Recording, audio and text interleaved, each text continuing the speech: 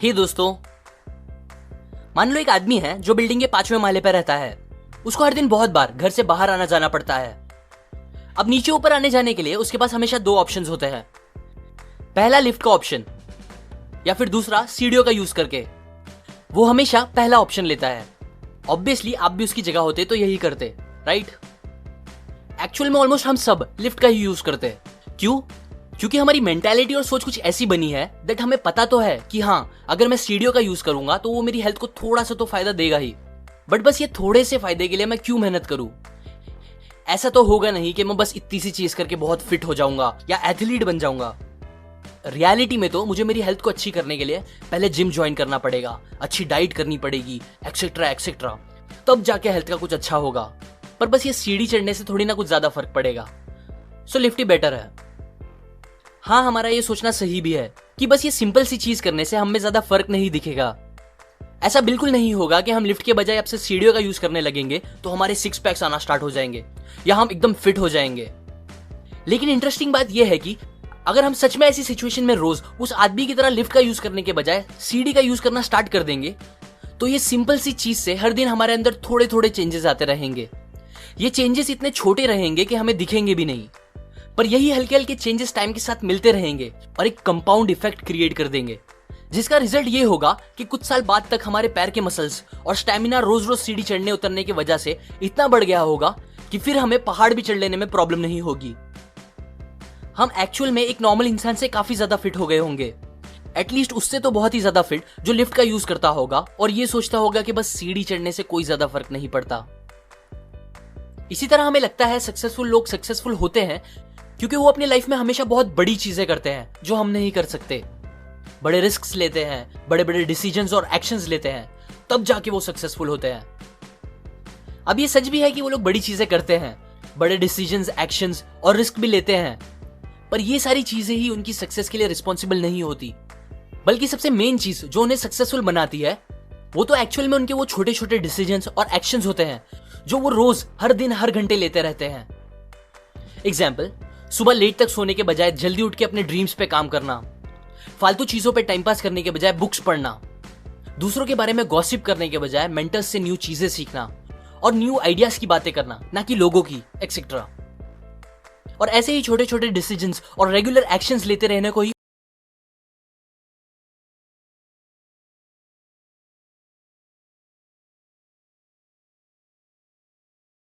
Aspect में, जैसे कि finance, health, relationship, social life etcetera, ये सारी चीजों में स्लाइट एज या तो आपके अच्छे के लिए या तो आपके बुरे के लिए कंटिन्यूअसली काम कर ही रहा है, और वो भी हर दिन। वापस हेल्थ से रिलेटेड बात करूं तो जब हम कुछ हेल्दी खाना खाने के बजाय या एक्सरसाइज, योगा करने के बजाय मीठी चीजें ज्यादा खाते हैं या जंक फूड खाते हैं, या कोई इंसान जब सिगरेट, शराब, टोबैको ऐसी चीजें खाता पीता है, तो ऐसा बिल्कुल नहीं होता कि ये खाने पीने के अगले दिन ही वो मोटे हो जाते हैं या उन्हें कैंसर की वजह से खून की उल्टियां होने लगती है। इनफैक्ट कुछ टाइम तक उनमें कोई चेंजेस नहीं दिखते, जिसकी वजह से उनकी सोच ऐसी बन जाती है कि अरे, मैं तो सब कुछ खाता पीता हूं, सब बोलने की बात है, कुछ भी नहीं होता। और फिर वो लोग वो चीजें रेगुलरली करने लगते हैं और हैबिट बना लेते हैं। क्योंकि उन्हें फौरन कुछ रिजल्ट्स नहीं दिखते तो उन्हें लगता है कुछ भी नहीं हो रहा है, पर एक्चुअल में ये चीजें उन्हें धीरे धीरे अंदर से डैमेज करती रहती है। और फिर कुछ अच्छे खासे टाइम बाद जब कोई दूसरा उन्हें बोलता है, तब वो रियलाइज करते हैं कि वो कैसे मोटे होते जा रहे हैं या कैसे उनकी हेल्थ खराब हो रही है और वो बहुत जल्दी थकने लगे हैं। इसके बाद चीजें बुरी और बुरी होती जाती है, जो उनकी लाइफ खराब से और खराब करती रहती है। और एट वर्स्ट केस, जो आजकल नॉर्मली होता है, ये छोटी छोटी आदतें बीमारियां बनके लोगों को जल्दी मार देती है। ये था slight edge working against you. अब ये सब करने के बजाय अगर वो हेल्दी खाना खाते, एक्सरसाइज और योगा करते, बस कुछ मिनट्स के लिए ही सही पर डेली, तो भी उनकी हेल्थ धीरे धीरे बेटर होती जाती, जिसकी वजह से उनकी लाइफ भी बेटर होती जाती, क्योंकि वो मेंटली और फिजिकली स्ट्रांग होते जाते, जो कि एक हैप्पी और लॉन्ग लाइफ के लिए बहुत ज्यादा जरूरी है। एक और इंपॉर्टेंट बात जो इस बुक में समझाई गई है वो ये है कि जो चीज हमें करने में इजी लगती है वही चीज करने में हमें सबसे ज्यादा मुश्किल भी होती है। एग्जाम्पल, अगर मैं आपको बोलूं आज आप अपना थोड़ा सा टाइम फेसबुक, यूट्यूब या दूसरी चीजों से निकाल के आप किसी अच्छी बुक के बस 10 पेजेस पढ़ लो। अब ये काम करने के लिए इजी है। 10 पेजेस कोई भी नॉर्मल इंसान एक दिन में आराम से पढ़ सकता है, ये कोई बड़ी बात नहीं है। पर क्योंकि ये कोई बड़ी बात नहीं है, आप वो नहीं करोगे। क्योंकि मे भी शायद आप ये सोचोगे कि अगर मैं कैसे भी 10 पेजेस पढ़ भी लूंगा तो कौन सा कल बिल गेट्स बन जाऊंगा या बहुत स्मार्ट हो जाऊंगा, जो कि सही है। डेफिनेटली आप नहीं बनोगे, बल्कि हार्डली कल तक आप में कुछ फर्क दिखेगा। लेकिन यही 10 पेज पढ़ने वाली इजी चीज अगर आप रोज करोगे तो एक महीने में आप 300 पेजेस कंप्लीट कर दोगे और एक साल में आप अराउंड 10 बुक्स खत्म कर दोगे। और यकीन करो 10 अच्छी बुक्स आपकी पूरी लाइफ चेंज कर सकती है, वो भी हर तरह से। मेरी सोच बदलने में मुझे बस एक बुक लगी थी और उसके बाद से मैंने कभी बुक्स पढ़ना या सुनना नहीं छोड़ा, जिसके रिजल्ट्स मुझे सबसे ज्यादा आज दिखते हैं और कुछ सालों में और बहुत ज्यादा दिखेंगे।